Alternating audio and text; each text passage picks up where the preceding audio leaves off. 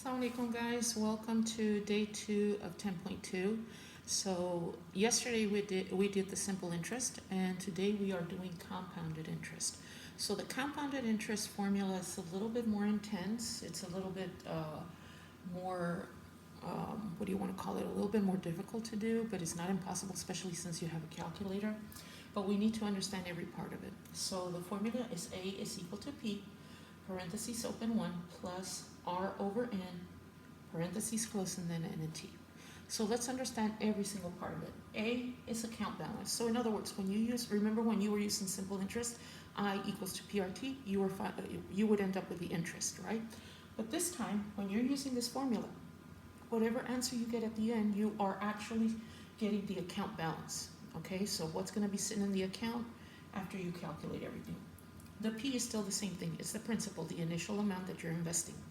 The R is still the same. It's the rate. It's a percentage. And remember that the percentage has to be in decimal form before you can apply it. The difference here is the N. N is the number of times interest is compounded per year. Okay? So we'll discuss that when we get to the problem. And then T is still time and is still a number of years. So for today, I am going to take the exact examples that I did on the, simple interest formula, okay? I'm using the same values. The only thing is that I'm adding a little component of the compounding of interest, and what does that mean? So basically right here, I want you to determine the interest and the balance, which is what you did in the previous lesson. And if you remember, the first example was 3,000 at 9% for 10 years. Now I'm telling you compounded quarterly. So remember, we said that A is equal to P, parentheses open 1, plus R over N, and then to the power of NT. Now, I didn't tell you what the 1 meant. Basically, this 1 stands for 100%. In other words, 100% of your money that you invested is going to be in the account, plus all the other calculations that will be the actual interest that is compounded over a period of time on different parts of the year, and it will eventually calculate it to where you end up with a certain account balance. So let's understand this. $3,000, we know that we can apply it as the principal, and then not only that, the rate, we know that it is 9%, so that has to be in decimal form. So I'm going to go ahead and just to shorten our steps, 9%, remember, it's 0.09. Now, compounded quarterly. What does compounded quarterly? You've got to understand quarterly. How many quarters in a year? There's only 4 quarters in a year, right? So this 4, or the 4 is going to be your N. Because remember that we said that N is the number of times the interest is compounded over a year, or per year. So let's go and substitute. A is equal to the principal is $3,000 times 1 plus the rate was 9%, which is 0.09 over the N, which is the 4 because it's compounded 4 times a year every quarter. Okay, so the first quarter, the second quarter, third quarter, fourth quarter. So it's 4 times in a year that they put interest in the account during the year. And then the N times T. The N again was 4, the time was 10 years, and now start doing your math. For those of you that have a very simple calculator, you're going to have to find a way to, the minimum you need is this type of calculator because it's got the raising to a power. And on this calculator, let me see, it's on the first, second, third, the 5th button on the left-hand side of the calculator. And on the graphing calculator, let me see where it's at. The graphing calculator, it's going to be the second one right below this gray button, the second one. And on both calculators, it looks like this. Kind of looks like something like that. It's a button that looks like that. That means that you're raising a number to a certain power.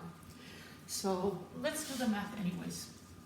First thing you're going to do is you're going to divide that 0.09 by 4, and you're going to also multiply your exponent out here. So I'm not doing anything with the 3,000 yet, so I just drop it. I drop the 1, and then if I plug in 0.09 divided by 4, I should get 0.0225. And then 4 times 10 is 40. I go ahead and add these numbers. So A is equal to 3,000 times 1.0225, 40. So now you see how it's going to be impossible for you to sit with a regular calculator and try to multiply this to itself 40 times. So now how do you do this? Go ahead in your calculator, plug in 3,000 times 1.0225, and then raise to the power. Remember that the raise to the power, so this 40, raise to the power is that little button that has that symbol, and then push enter. Again, 3,000 times 1.0225 raised to the power of 40, and then enter or equal depending on your calculator. Okay, so what you end up with, once you press enter, you should get 7,305. And of course, we're talking about money, guys, rounded to the nearest penny, which is 57 in this case. So now, if we're, remember that we want the interest, and we also want the balance.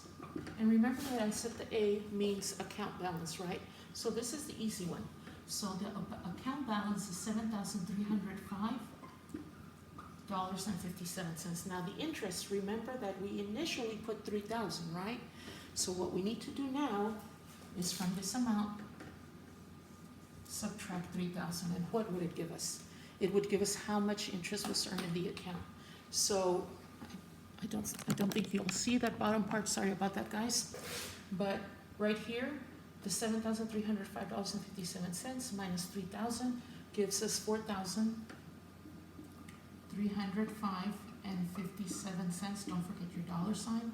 So here are your answers.